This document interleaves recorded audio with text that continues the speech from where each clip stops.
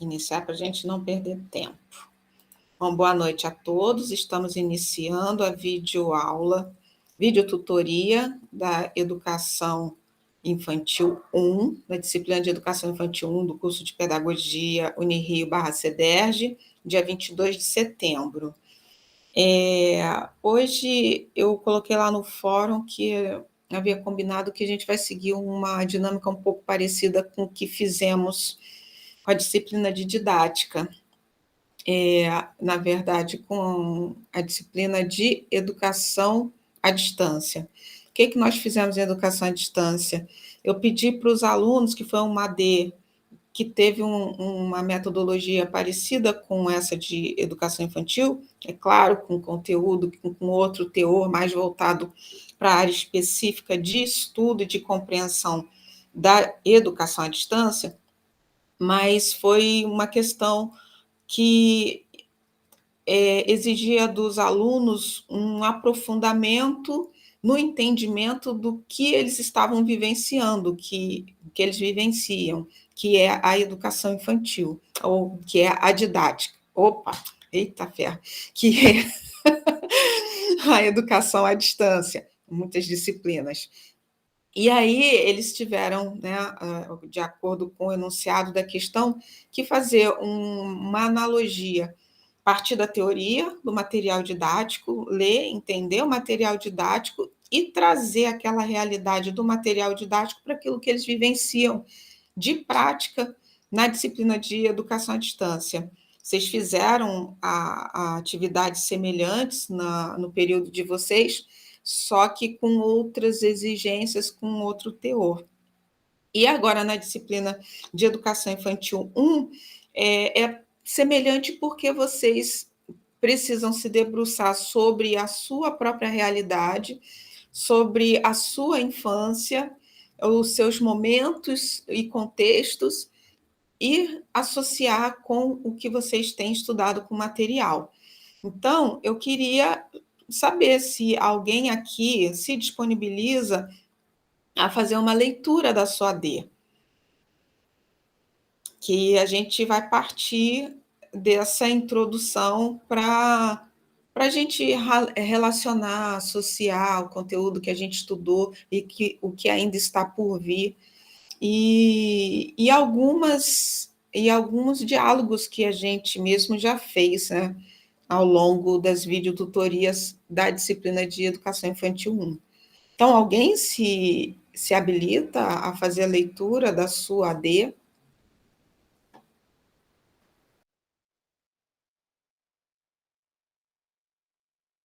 É só ler, tá, gente?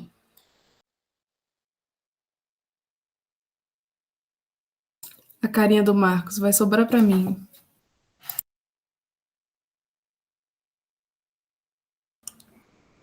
Eu estou no propósito com a turma. Eu posso ler a minha, Silvia.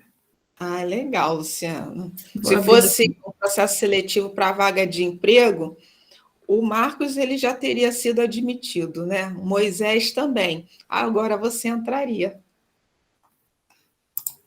Muito bom isso. Estou abrindo ela aqui. Educação infantil. Posso começar? Fica à vontade. A maior parte da minha infância, eu passei junto de meus avós maternos, pois meu pai trabalhava em escala de turno na CSN e minha mãe trabalhava como doméstica de segunda a sexta. Então, eu e meu irmão mais velho ficávamos com os nossos avós. Acordávamos por volta das 7 horas da manhã, com a nossa mãe, e íamos para a casa dos nossos avós, que é na rua próxima à nossa. Então, minha mãe ia para o trabalho e nós ficávamos aos cuidados perfeito, protegido e tranquilo, como nos destaca o filme A Invenção da Infância, dos nossos avós maternos. Estudávamos no período da tarde, e ao chegar na casa de nossos avós, tomávamos café da manhã e corríamos para assistir os desenhos animados que passavam na TV. Em seguida, brincávamos com os primos e os colegas na rua, de pular corda, queimada, todos os piques possíveis, amarelinha, jogar bola, carrinho de rolimã, empinar pipa, bater figurinhas, entre tantas outras brincadeiras. No quintal de minha avó, também brincávamos de comidinha, usando mantimento cru que ela nos dava e de escolinha. Então, entrávamos para casa, tomávamos banho e minha avó nos dava almoço e íamos para a escola a pé, junto de nossos primos e colegas vizinhos. Ao chegar de tarde, um cafezinho já nos esperava e tomávamos assistindo Chaves na TV. E, em seguida, brincávamos novamente na rua ou no quintal das mesmas brincadeiras. Minha mãe chegava por volta das 19 horas e meu pai dependia do horário do turno. Quando meu pai ia trabalhar, depois do nosso horário de aula, ele que ficava conosco, preparava o almoço e nos mandava para a escola. Ao chegar, ficávamos na minha avó esperando por nossa mãe. Quando ficávamos com nosso pai, não íamos brincar sozinhos na rua, pois tinha muito tráfego de carros. Realizávamos as tarefas de casa, como varrer a casa e o quintal, secar a louça lavada e fazer as camas, quando os nossos pais pediam. Mas o nosso principal compromisso era com os estudos e as brincadeiras, viver a nossa infância. Nos fins de semana, andávamos de bicicleta com a supervisão de nossa mãe. Brincávamos incansavelmente até tarde na rua. Meus pais sempre nos deram tudo o que pedíamos na condição que tinham. Às vezes, um presente como um videogame era no final do ano, se fôssemos aprovados na escola. Eu fazia aulas de dança no ginásio junto com uma prima e aos 12 anos comecei a fazer um curso de informática e voltava sozinha de ônibus. Comecei a ajudar sem que pedissem nas tarefas na minha casa e na casa de meus avós e a sair com os colegas para algumas festinhas. As falas de meus pais era a conforme o período de 1960 apresentado na aula 2. Aos 16 anos comecei a trabalhar em meio período, não por necessidade, mas por vontade de ter o meu próprio dinheiro. Estudava de manhã, trabalhava à tarde, em uma farmácia e 2 vezes na semana ia para o curso de inglês à noite. Minha idade de ouro, infância, foi maravilhosa. Sempre que lembro-me desse período da minha vida, tenho lindas recordações de momentos especiais. Como fala ainda na aula 2, o mesmo tempo possui vários agoras. Infelizmente, nem todas as crianças têm infância. Enquanto umas desfrutam desse período, assim como eu e meu irmão, sem preocupações, outras precisam começar a trabalhar para o sustento da família, assim como nos retrata o filme A Invenção da Infância. E diversas famílias da classe mais pobre têm muitos filhos justamente para que eles comecem a trabalhar e ajudar no sustento. Essa desigualdade social tem um impacto muito grande na sociedade. Por exemplo, na forma como essas crianças, ao crescerem, vão pensar a infância de seus filhos. Nós, como futuros docentes, precisamos olhar a infância com os olhos que moram na caixa de brinquedos, preservando a cultura, as brincadeiras, a alegria das crianças, respeitando-as e fazendo valer os direitos delas. Fim. Muito bem, Lu. Você quer comentar alguma coisa, assim, sem necessariamente a leitura, até mesmo repetir alguma coisa que você leu, mas que você acha interessante destacar? Eu acho interessante essa parte que fala que a gente deve olhar a infância, aqui onde fala, na aula 2, né? Ao mesmo tempo possui vários agoras, e que a gente precisa olhar a infância com os olhos da caixa de brinquedos, né? Que igual quando passa lá na Invenção da Infância, é o que muitas vezes tem na realidade, mas que não é mostrado. Que as crianças trabalham, têm que trabalhar para o sustento, não têm a opção de brincar, né, de estudar, elas necessitam ajudar no sustento da casa.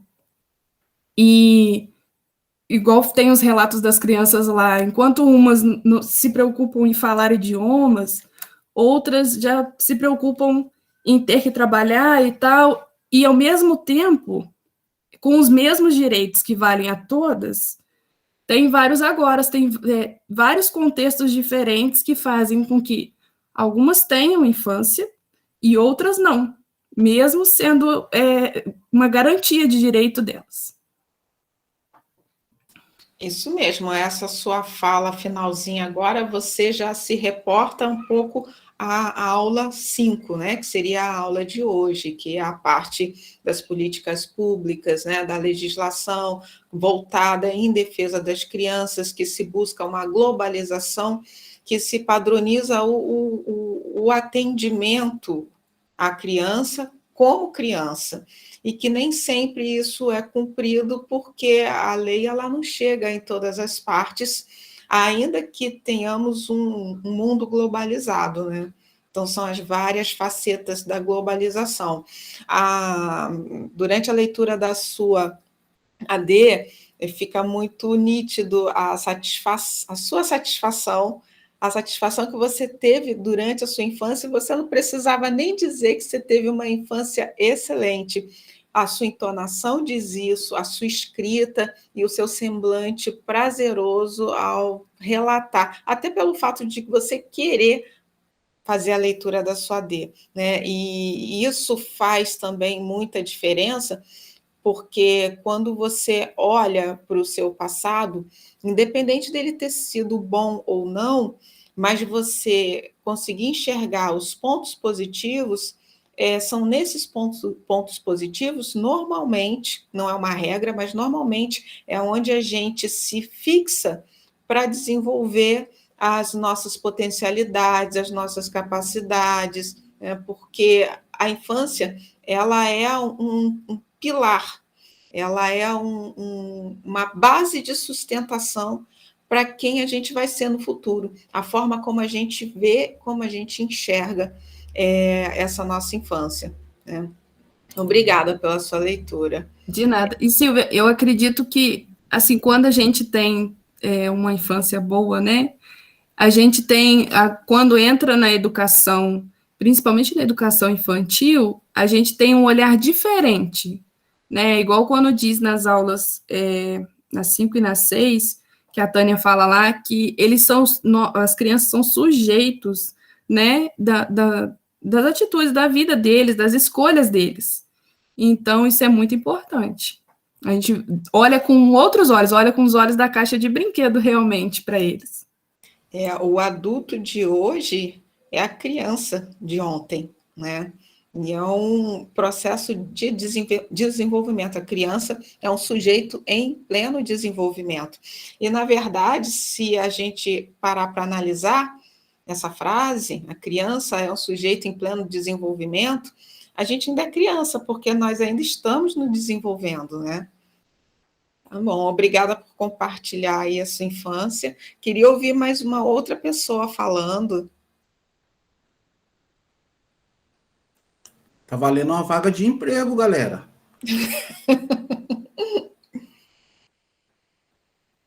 Isso aí, o mundo abraça quem se atira.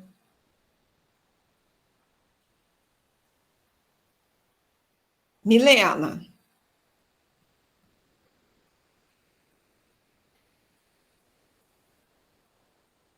Milena. Ana Keila. Letícia. Eu não chamei o Marcos nem o Moisés, porque, né, eles estão sempre aí. Mas eu Né? mandei um WhatsApp para Letícia e falei, Letícia, lê a sua. Ela leu para nós. A Milena falou que o microfone dela não está indo. Dá um descanso para os meninos, né? A Letícia, seu microfone também está ruim, Ana Keila. Daqui a 15 dias eu vou ficar com meu microfone ruim também, hein? Sem rede.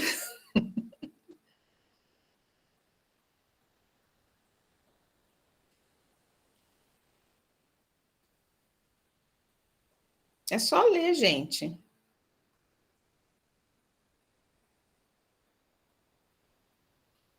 Olha quanto tempo que a gente perde. Bom,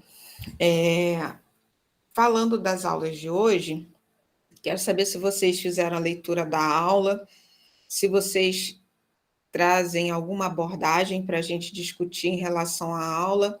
A Luciana, ela, bem que com a AD dela, ela trouxe questões das aulas passadas, de 1 a 4, e ela já fez uma introdução sutil aí nas aulas 5 e 6, e aí eu gostaria que vocês falassem o que vocês viram no material, o que vocês acharam interessante, como um exercício mesmo, né? Conforme eu falei, eu não tenho intenção de ficar dando aula expositiva para vocês, porque a proposta não é essa. Pode virar aula? Pode virar aula, mas vai partir muito mais de vocês do que de mim.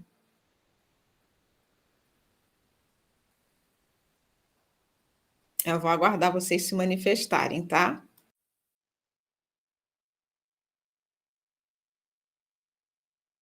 Só recapitulando aqui, você está falando da aula 5 e 6, Silvio?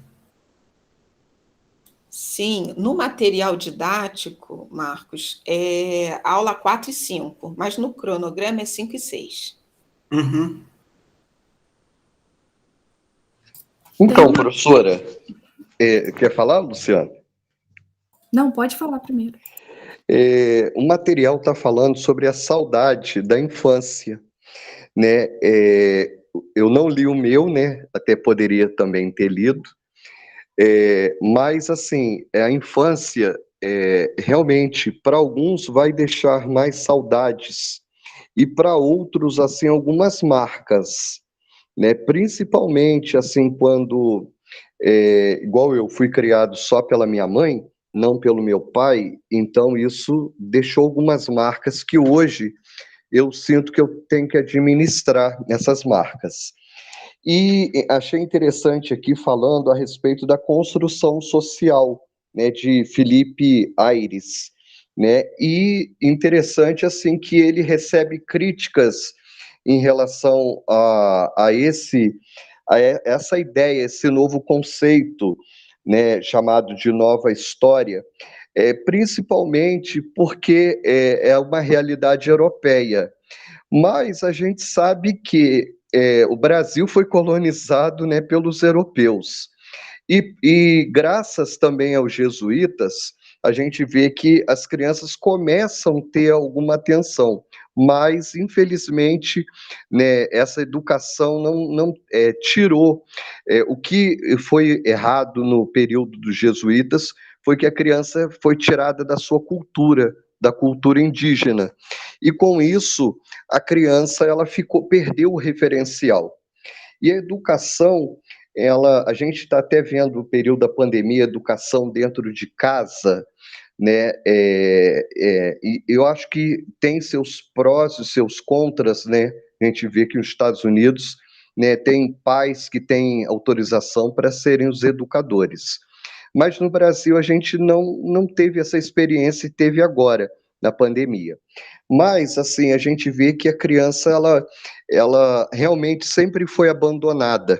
A criança, ela foi alvo até de sacrifício humano em algumas religiões por causa de rituais, né, religiosos. E fora a mortalidade infantil também, a criança sendo desnutrida, tendo que trabalhar muito cedo, e também a criança sendo colocada como um adulto em miniatura, né? E não olhando as necessidades emocionais, o acolhimento, né? A preocupação em formação daquela criança. E a criança, ela era igual o que os europeus fizeram com o Brasil. Os europeus sempre exploraram o Brasil, tiraram o que tinha de melhor, era o que fizeram também com a infância, né? Subtraíam a infância e a criança ela tinha que se adaptar aos padrões dos adultos. Então, essas coisas que eu gostaria de estar pontuando aqui no material. Muito obrigada, Moisés. Você já entrou mais na aula 5, né, que fala dessa questão da relação da criança e do adulto.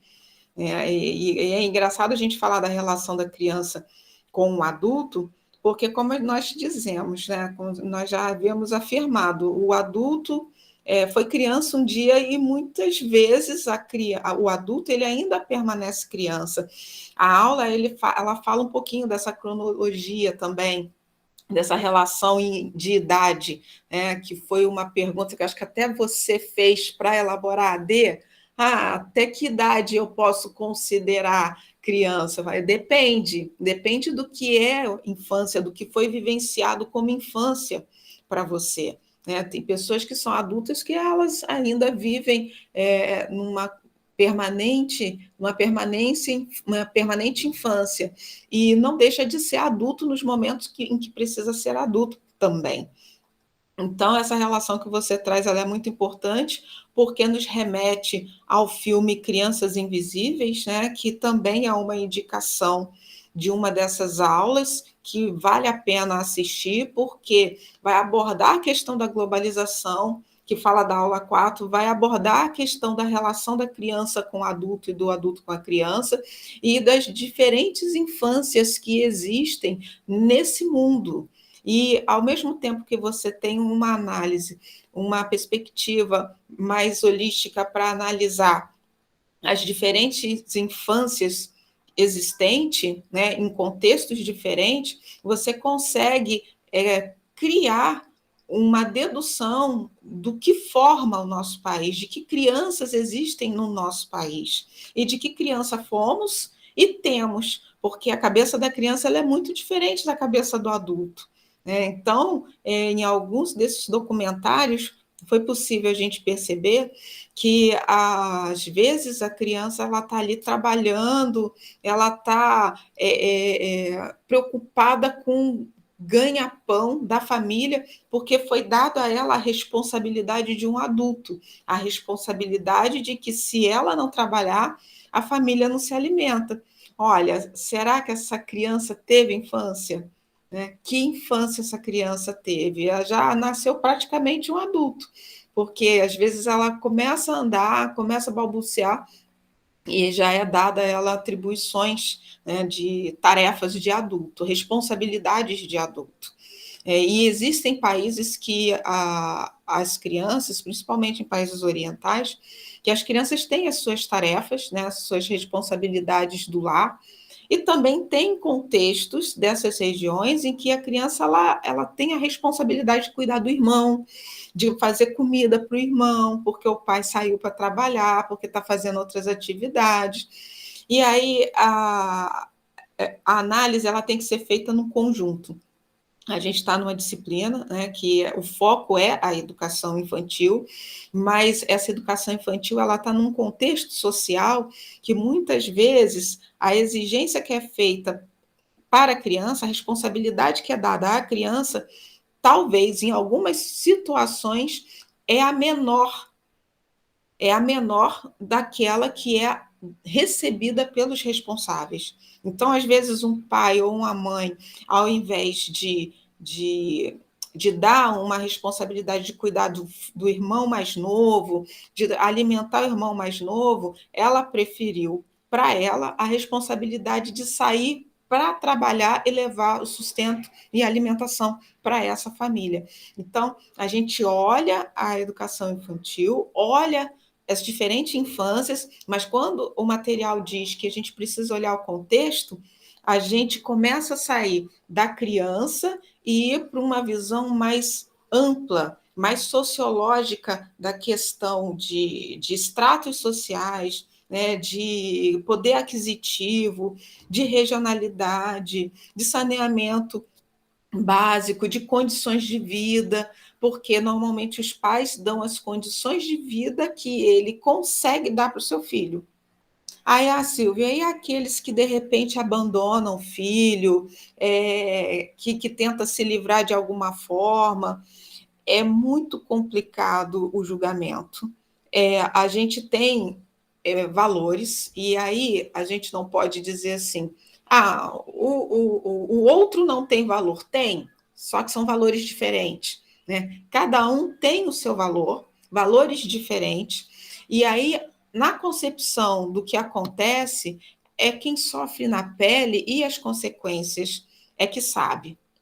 A gente sabe que, assim como a Luciana falou, das escolhas, né? A criança, ela tem suas escolhas, às vezes ela não tem escolha nenhuma, mas essa criança adulta, esse adulto, ele às vezes também não tem escolhas. Lembrando que esse adulto também um dia foi criança, e em alguns momentos ele ainda permanece criança. Alguém quer falar mais alguma coisa, quer complementar, sugerir, destacar pontos como Moisés fez?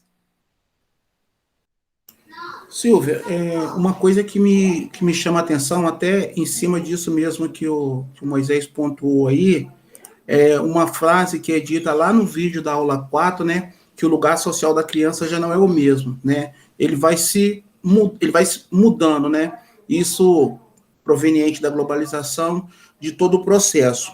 E quando ele, focando na aula 5, ele trata essa questão do discurso da construção da infância, e ele chama a infância como uma construção social e que diversos juristas concordam com, diversos pesquisadores, né, estudiosos concordam com isso. O que acontece no século XII mostra claramente isso para nós, porque no século II, como que diferenciava uma criança de um adulto?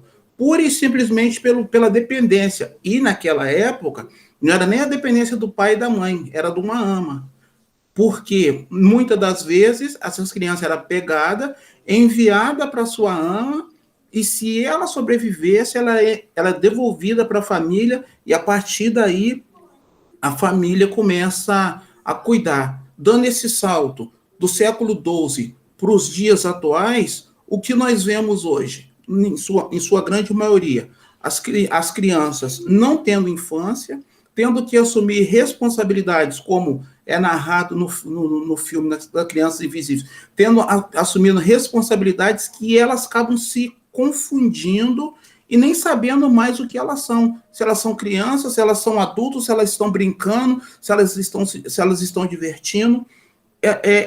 Acaba gerando uma confusão. Então, ele traz uma outra fase aqui que eu grifei, que me chamou muita atenção com relação a isso.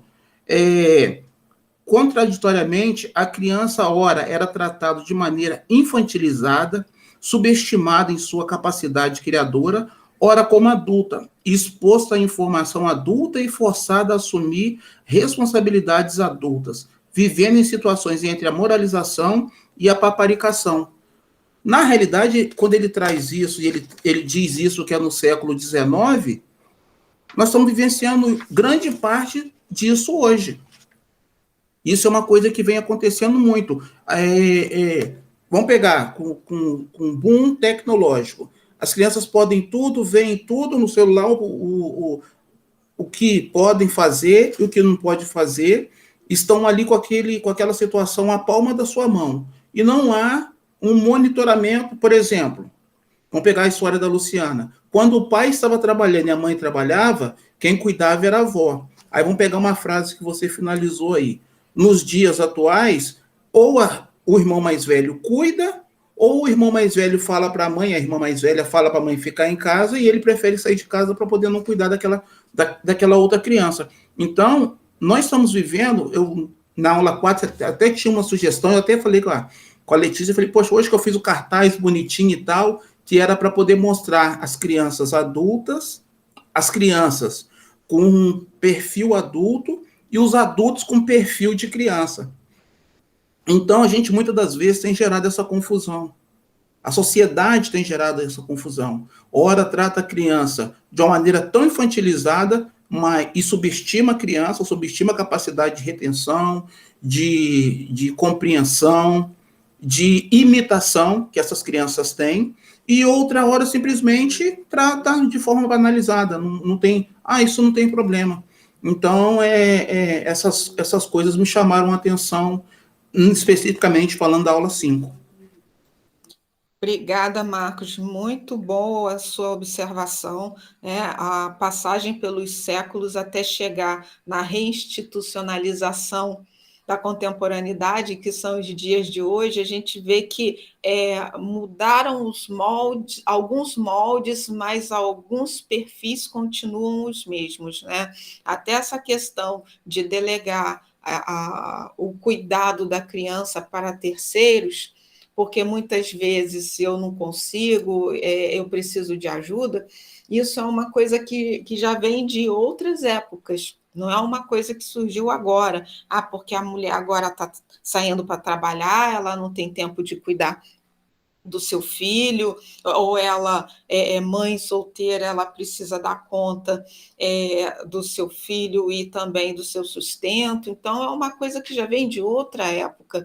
E é curioso quando a gente faz essa análise na educação infantil e das infâncias, porque isso obrigatoriamente nos força a olhar para essas famílias. Então, no contexto mais global, não sei se vocês já observaram, mas quando a gente assiste filmes americanos, algumas minisséries, se vocês observarem, quem cuida da criança é sempre o pai, não é a mãe.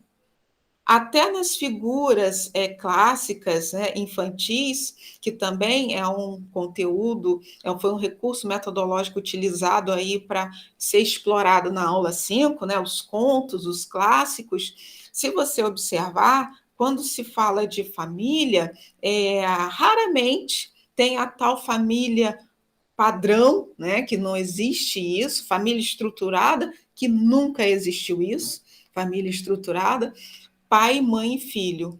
Normalmente é o pai, porque são clássicos pensados pelos norte-americanos, pela indústria europeia. Então, Tipatinhos, por exemplo, né, tem o seu sobrinho, o Pato Donald tem os seus sobrinhos, o Guinho, Zezinho e Luizinho. O Pateta é um filho, é um menino, filho dele, ou seja, não está com a mãe, está com o pai.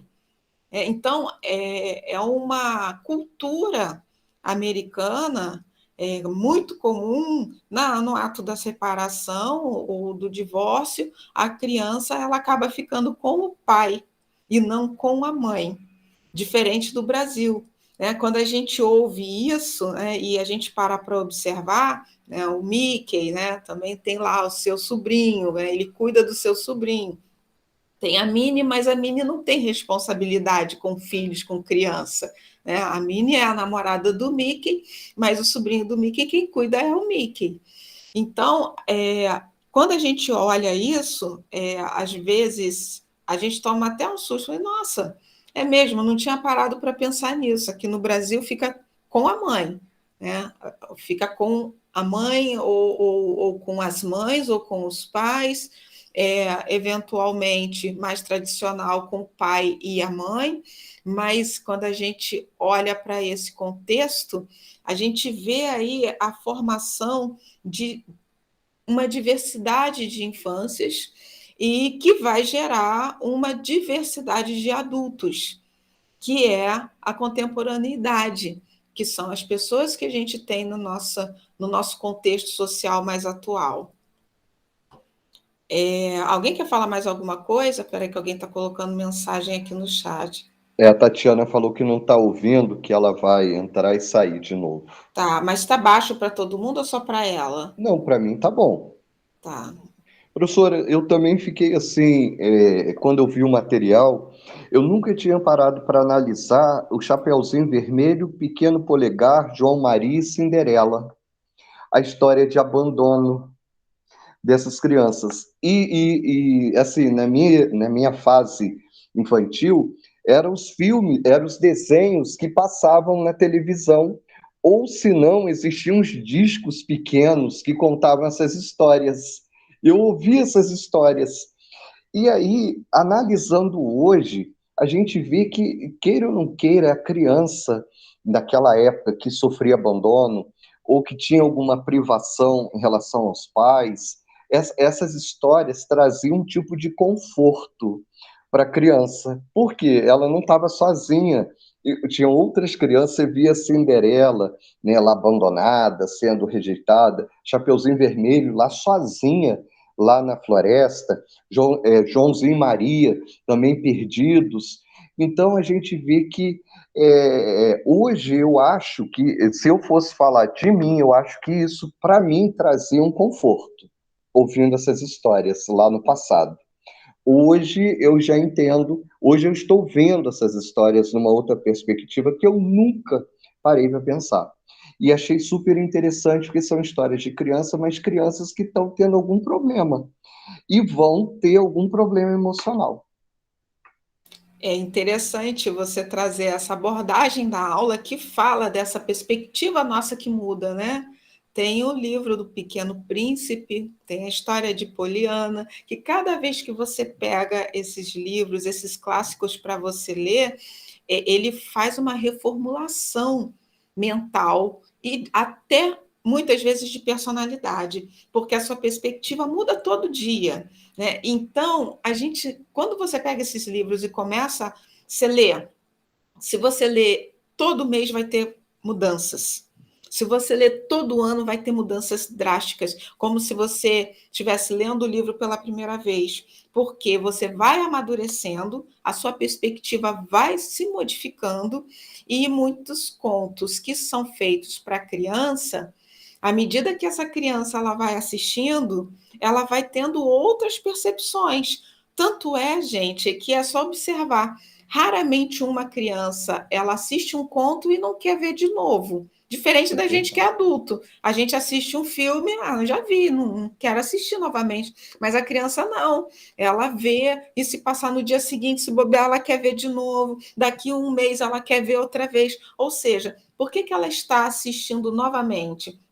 Ela memoriza o título, o tema, ela sabe do que se trata, mas o desenrolar, o decorrer da história, para ela é sempre uma novidade, porque ela está enxergando com outros olhos, ela está em pleno desenvolvimento.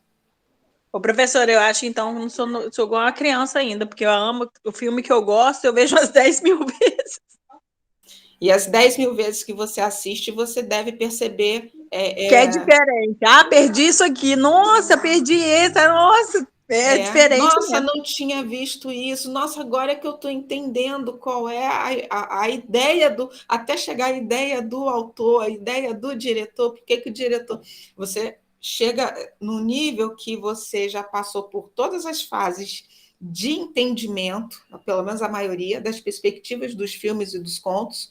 Aí a última é quando você começa a analisar por que esse autor escreveu desse jeito.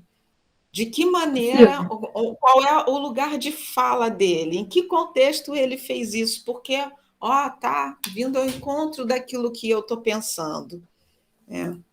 Pode falar.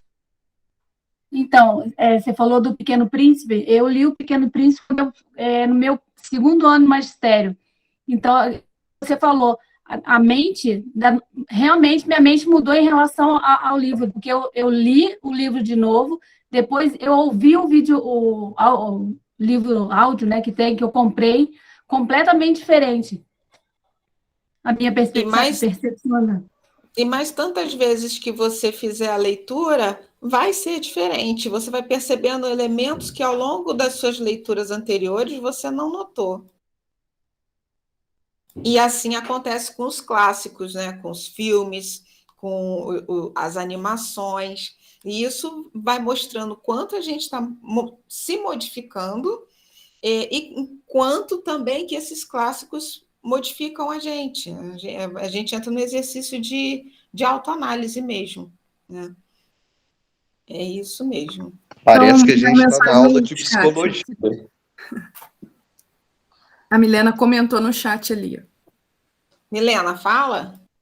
Acho que ela está com um fone ruim, que ela disse. Deixa eu ver aqui, então. Que todas as histórias contadas mostram famílias que são disfuncionais.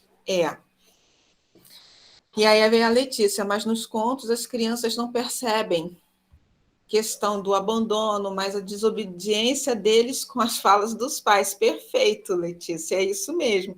Porque os contos eles são feitos para atender de acordo com a percepção que precisa daquela criança. Então, é um processo de autopunição.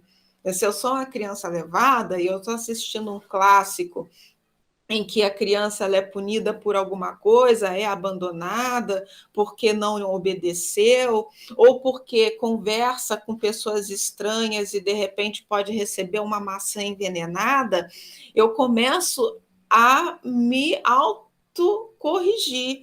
Poxa, não vou fazer mais isso, porque olha o que aconteceu com esse conto, né? Então, é na medida de cada um, é na medida para cada um. Então, cada um vai se punindo ou vai se ajustando de acordo com aquilo que ele assiste e com o desenvolvimento também psicossocial infantil dele. Marcos, pode falar. Não, é o que você falou, Inês, porque você falou da questão da criança olhar como punição. E outros podem olhar como combustível, né? Olha, Joãozinho e Maria conseguiu se salvar. Olha, Chapeuzinho Vermelho conseguiu se salvar. Então você também é capaz de conseguir atingir tais objetivos, tais situações, mesmo estando sozinho. Então, dependendo da perspectiva, soa como uma correção para não execução ou soa como combustível para aquela. Vamos pegar um exemplo assim, uma criança prostrada, que não consegue fazer nada, que tudo depende do outro e tal. Começa a ver e começa a se retroalimentar daquilo, fala, poxa, peraí, se ele conseguiu fazer, eu também posso fazer. Numa primeira perspectiva, ele pode ver dessa forma e ir se ajustando e se enquadrando dentro da história. Isso mesmo, Marcos. E tudo vai depender de como essa criança ela vê o mundo. E essa visão dela em relação ao mundo tem muito a ver com as primeiras pessoas que têm contato com ela, com os primeiros seres sociais que dão formação a ela, que dão orientação a ela. Então, aquilo que pode ser ruim para algumas pessoas, de repente para outras, né? E aí eu estou falando de pessoas, mas na verdade estou falando de criança, porque essa criança depois ela cresce, não vai ser tão ruim, porque ela soube lidar, ela recebeu orientação, formação. Essa formação ela é dada a partir da segurança que lhe acerca, a segurança que a família lhe acerca. Então, se eu sou uma criança que eu recebo segurança, pode pular que eu vou te segurar. Pode pular que eu vou te segurar. Pode contar comigo que eu estou junto contigo. Não importa o que aconteceu, me conta que eu vou te ajudar. Essas palavras, elas formam caráter. Essas palavras, elas colocam um adulto que é visto como a figura mais forte, a figura de referência, por isso que as crianças imitam, e normalmente elas imitam quem elas admiram, quem elas gostam, elas não vão fazer imitações com pessoas que não faz diferença na vida dela. Nós adultos, a gente tenta buscar referências de outras pessoas e a gente tenta imitar pessoas que nos inspiram. Para as crianças, isso não é diferente. Então, essa pessoa que é a fortaleza, que é a segurança, é que faz a criança ser segura também, porque ela vai querer ser igual àquela pessoa e, de repente, ela vai ser até mais, né? Agora, quando você está num contexto em que a segurança é você, a criança, aí chega algum momento da vida que essas inversões ela acaba acontecendo com a pessoa, né? Ela não teve infância. Em algum momento ela vai ter que ter essa infância. Quando que isso vai acontecer? Moisés, pode falar.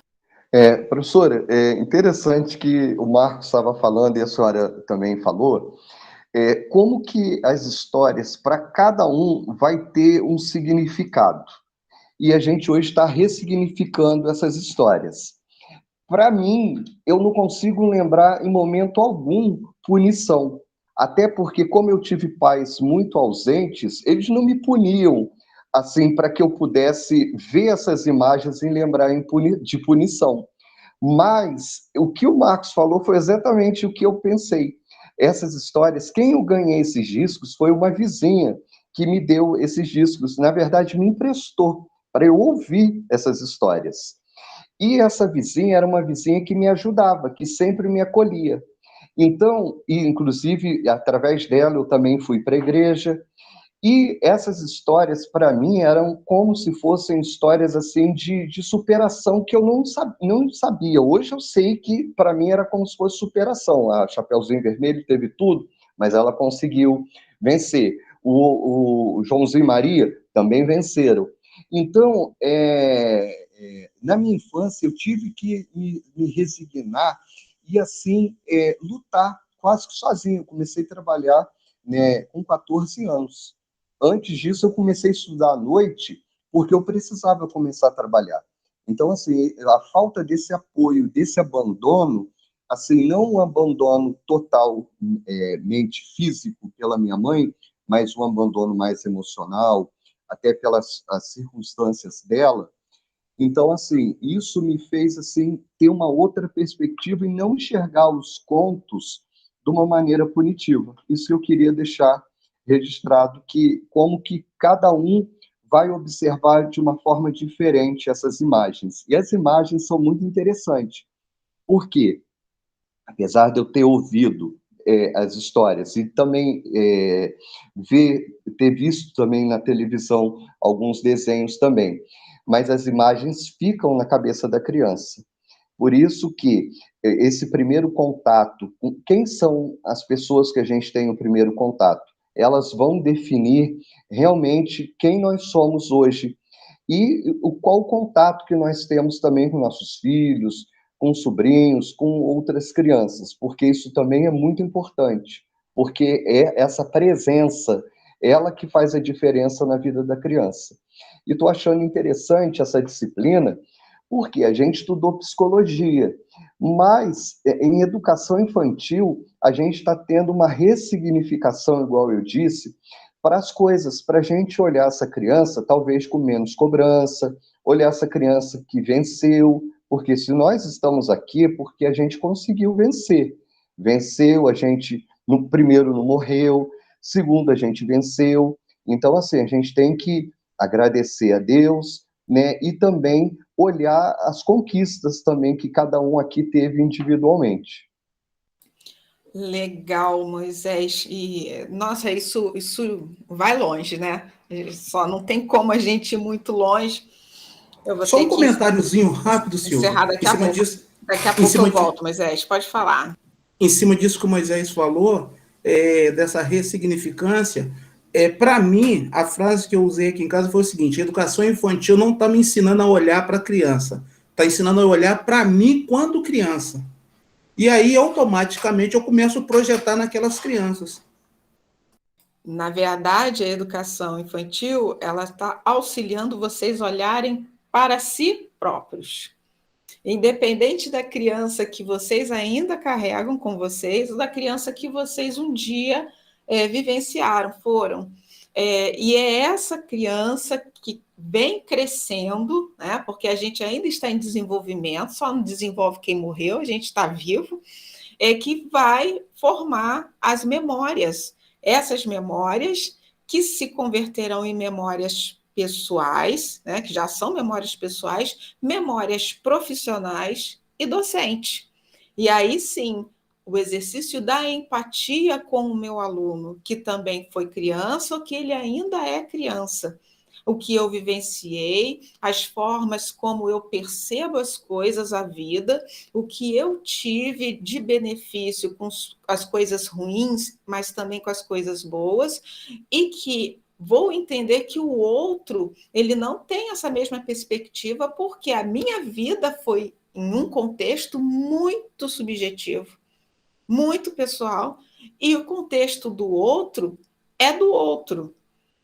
Então, existem várias Sílvias no mundo, mas Sílvia, eu, é só eu. A Maria Bethânia tem uma música que ela fala assim, se quer saber o tamanho da minha dor, então calça os meus sapatos. E mesmo assim não vai sentir, porque o sapato pode apertar em lugares diferentes, pode se aproximar, mas não vai doer igual. Ah, eu sei que você está sentindo. Não sabe, porque quem sente é só o outro. O meu frio é diferente do seu frio. É a mesma coisa, os sentidos sensoriais são diferentes, então a forma como a gente aprende, aí vocês devem ter visto isso em Vygotsky, lá em Psicologia da Educação, as vias de aprendizagem, né, os sentidos que a gente recebe as aprendizagens, que entram na gente, elas entram de forma diferente, e as percepções, elas também são diferentes, porque elas entram por vias diferentes. ou pelo olhar, ou pelo ouvido, ou pelo sentido, quando às vezes eu não enxergo ou não escuto, né, pelo cheiro, e isso faz uma grande diferença no resultado das equações. E que a gente leva para a vida é aquilo que a gente aprende. O que a gente leva para a vida é a vida que a gente leva. Então, isso nunca foi tão simbólico, que a gente vive de simbologias, né? Esses clássicos são símbolos de outras épocas, que também, assim como a gente, que estamos sofrendo uma ressignificação, esses clássicos eles também têm sido ressignificados, né? As músicas, os versos, os poemas, as letras, as paródias, têm vindo paródias que têm ressignificado. Por exemplo, semana passada eu assisti, foi um filme que eu quis rever. João e Maria, Caçadores de Bruxa. Então, assim, poxa, João e Maria com atores adultos, muito tiro, pancada e bruxas, é um conto diferente. Eu falei, é um conto mais para minha época, vou assistir, vou reassistir. Oi, quem chamou? A senhora está falando, tem também da Chapeuzinho, deu a louca na Chapeuzinho Vermelho. Eu não sei se a senhora já viu a história, tipo assim, eu imaginei, botei meus filhos para ver, daqui a pouco eu falei, ai meu Deus do céu, será que eu estou fazendo certo? O negócio mudou, o quanto mudou todinho, achando que era uma coisa e era outra. Eu falei, ai, será que eu fiz? Agora a vovó que é mal, meu pai. Na verdade, são contos que agora é para adulto, né? Eles entenderam que a gente cresceu, e aí, nessa história, João e Maria, Caçadores de Bruxa, é interessante porque aí você está num estado que você começa a avaliar o autor, né? O que passou pela cabeça do autor para trazer uma versão para adulto, bang bang, com muito tiro? Na época, assim, a gente deduz o período em que aconteceu, que foi o período da Revolução Industrial, ali, quando o pessoal já tinha descoberto e estava utilizando o chumbo, a pólvora, na verdade. E aí a história é assim, o que mais achei interessante da criatividade do autor. O João e Maria, eles se tornaram caçadores de bruxa porque eles foram capturados, sequestrados por uma bruxa que aprisionou eles, aí mostra, né, eles presos lá na casa de Pirulito, onde o Joãozinho ele tinha que ser alimentado constantemente com doces, e aí cresceram os adultos, né? A menina conseguiu matar a bruxa, fugiram, caíram no mundo, cresceram e se tornaram caçadores de bruxa porque eles tiveram uma certa facilidade para matar a bruxa. E, na verdade, o João ele tinha um ponto fraco. Ele toda hora ele tomava uma injeção, que era insulina, porque ele ficou diabético por causa de comer tanto doce quando era criança. Então, toda vez que, às vezes, estava acontecendo o ápice, né, da briga, do conflito, que ele estava quase vencendo a bruxa, ele caía fraco, porque ele precisava usar insulina por causa do açúcar que ficou no organismo dele. Então, por que eu estou dizendo isso? Porque tem um significado aqueles doces, daquele outro clássico, em que as crianças tinham que comer bastante doce, eram alimentados pela bruxa para engordar, para ela poder devorar. E ela não conseguiu, mas ficou na cabeça das crianças que a bruxa é má. Então, a gente cresce e a gente vai se tornar caçadores de bruxa. Mas também teve consequências, todo aquele doce, né? O João, ele ficou diabético. Então, você vê que a história, né, vem outros significados, ressignificando, mas, na verdade, ele está mostrando, olha as coisas que lá atrás, por uma determinada origem, o que pode desencadear, o que pode acontecer. Então, o adulto de hoje foi a criança um dia. Então, a criança de ontem, tudo que ela passou de bom, de ruim, e a forma como ela conseguiu lidar com as adversidades, boas e ruins, vai formar o adulto que é hoje, né? Então, criança, às vezes, ela, né, passa por dificuldades, mas para ela não é dificuldade. Por que não é? Né? Ela nasceu assim, são as pessoas que estão no entorno dela, né? Talvez uma mistura de uma coisa e de outra. Então, ela vai crescer um adulto que, de repente, ela pega pontos ruins, como o Marcos trouxe, né? Dificuldades, e transforma em superação, que talvez se ela não tivesse aquela dificuldade, ela não superaria, ela não seria um adulto forte, um adulto que às vezes lidera, inclusive, e que seja referência para outras pessoas. Então, é interessante a gente analisar também até que ponto é interessante a gente facilitar tanto a vida das crianças. Ter infância não significa bajular, não significa fazer todas as vontades, atender em todos os mimos, mesmo que seja para suprir uma determinada ausência. A ausência a gente só consegue suprir com presença, só com a presença. Miriam. Não, você estava falando do João Maria, tem uma série na Netflix que fala Era Uma Vez, sobre todos os contos infantis. São várias temporadas. Interessante, eu vou assistir porque eu gosto bastante. Shrek, né? É um clássico de adulto completamente diferente, mas você vê um pouquinho a historinha, as micros histórias ali dentro da história contada para adulto em Shrek. E que adulto não gosta, né? Do Shrek. Então, como é um livro, Era Uma Vez, então vai contando, de repente entra na história, já muda totalmente a história, porque o menino conta, o cara, na hora que está desenhando, ele vai reescrevendo a história. É muito legal essa série, Era Uma Vez. Bacana, eu vou procurar. Gente, estou colocando o link aqui do filme Crianças Invisíveis, para quem não assistiu, tá? É referência da aula 4, tá no YouTube, facinho aí para vocês assistirem.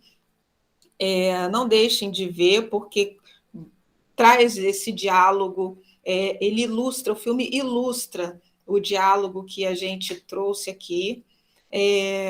Eu vou abrir para mais uma pergunta e vou encerrar a videotutoria de hoje, tá bom?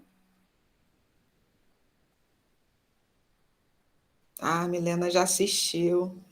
Ah, eu vou ficar de fora, não, vou ver. Eu gosto muito de filme, gente. Eu adoro filme. E eu uso muito filme também para ensinar, né? Quando eu trabalho com áreas mais psicologia, né? Até educação infantil mesmo, mas já tem aí as referências trazidas pelas próprias professoras e o material didático. Eu acho que o filme ele abre um leque de oportunidade da gente vivenciar na pele do outro aquilo que a gente não vivenciou. O filme é muito bom. Gente, tudo bem? Então, meu povo, minha gente bonita, eu vou encerrar a videotutoria de hoje. Para a semana que vem, eu acredito até segunda-feira eu consiga disponibilizar os vídeos dessa semana, tá? E desejo a vocês uma ótima semana, um bom final de semana. Agradecer a presença de vocês, esse bate-papo gostoso. As videotutorias, elas precisam ser assim, né? Um bate-papo, né? A gente não está aqui para corrigir, para cobrar. A gente até cobra um pouquinho, porque faz parte, né? Mas é nesse diálogo que precisa ser, né? De interação. Quem leu, comentar o que gostou, o que não gostou, porque aí, de repente, quem não leu fica com vontade de ler, né? Vai correr atrás do material, começa a entender um pouco mais a disciplina, e um ajuda o outro, né? Não fica tão pesado só para o tutor, que, na verdade, a gente está aqui muito mais para colocar vocês para interagir uns com os outros do que para dar aula. Fala, Marcos. Não, só lembrando, você ficou de colocar o fórum de didática? Não pôs ainda não, né? Não coloquei não deu tempo. Eu falei que eu não ia colocar aquele dia, né, na segunda, mas que até o dia seguinte colocaria, mas não deu tempo, não. Eu tive aula hoje, até um pouquinho antes de vocês, acho que eu parei meia hora, e não vai ser hoje ainda, mas eu vou colocar lá, tá? No máximo até domingo, final de semana é um pouco mais tranquilo para mim. Tatiana. Ô, professora, antes de terminar, só queria agradecer a senhora aí rapidinho, porque eu cheguei depois, né, e eu queria ter agradecido antes, porque a senhora fez até um feedback lá na minha AD de educação infantil, E para mim foi muito gratificante, porque, nossa, para mim fazer aquela AD, eu terminei, tipo assim, muito em cima da hora e eu não estava sem noção nenhuma. Nenhuma mesmo. E assim, eu fui vendo os vídeos que os meninos, o pessoal ia mandando, mas eu estava muito perdida.